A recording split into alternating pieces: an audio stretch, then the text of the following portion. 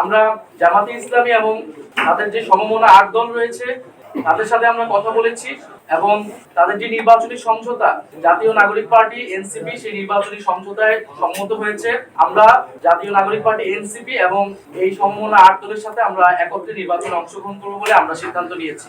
আপনারা জানেন যে সামনে আসন্ন জাতীয় সংসদ নির্বাচন এবং গণভোট, সেটার জন্য জাতীয় নাগরিক পার্টি এনসিপি সেখানে অংশগ্রহণের জন্য প্রস্তুতি এবং পরিকল্পনা করে যাচ্ছিল।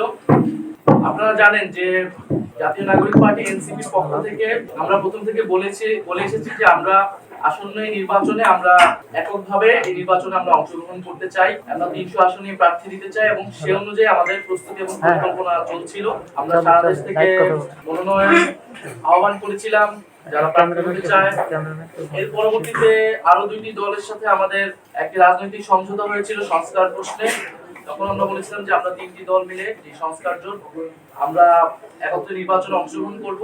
কিন্তু এরপরে শরীফ ওসমান হাদির এই শাহাদাত বরণ এবং তাকে প্রকাশ্যে গুলি করার মাধ্যমে বাংলাদেশের রাজনৈতিক প্রেক্ষাপট অনেক বেশি পরিবর্তন হয়েছে।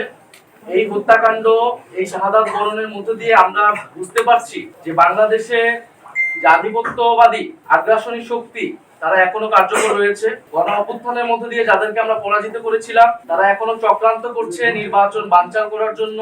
তারা চক্রান্ত করছে এই যে সংস্কার এবং নতুন বাংলাদেশের অগ্রযাত্রা সেটাকে ব্যাহত করার জন্য, এবং তারা চক্রান্ত করছে এই জুলাই প্রজন্মকে নিঃশেষ করে দেওয়ার জন্য। সেদিন ওসমান হাদির গায়ে গুলি লেগেছে, কালকে আপনার গায়ে লাগবে, পরশুদিন আমার গায়ে লাগবে। কারণ প্রথম এবং প্রধান টার্গেট করা হচ্ছে এই জুলাই গণ অভ্যুত্থানে যারা অংশগ্রহণ করেছে সারা দেশের তরুণরা, নাগরিকরা, শহীদ পরিবার, যারা আহত যোদ্ধা রয়েছে।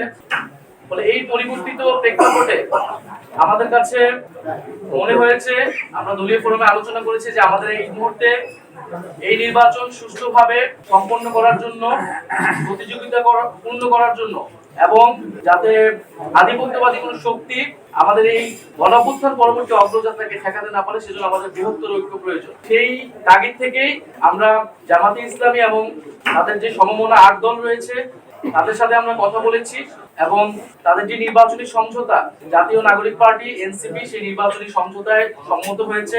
আমরা জাতীয় নাগরিক পার্টি এনসিপি এবং এই সমমনা ৮ দলের সাথে আমরা একত্রে নির্বাচনে অংশগ্রহণ করব বলে আমরা সিদ্ধান্ত নিয়েছি। দ্বিতীয় বিষয়টি হচ্ছে এই নির্বাচনী সমঝোতা, এটি একদিকে যেমন নির্বাচনী বৈতরণী পার হওয়ার জন্য, অন্যদিকে আমাদের যে এনসিপি প্রথম থেকে সংস্কার বিচার প্রশ্নে আমরা কাজ করে যাচ্ছিলাম, সেই সংস্কার বিচার এবং আধিপত্যবাদ বিরোধী, দুর্নীতি বিরোধী এই বিষয়গুলোতে আমাদের ন্যূনতম কর্মসূচিও থাকবে।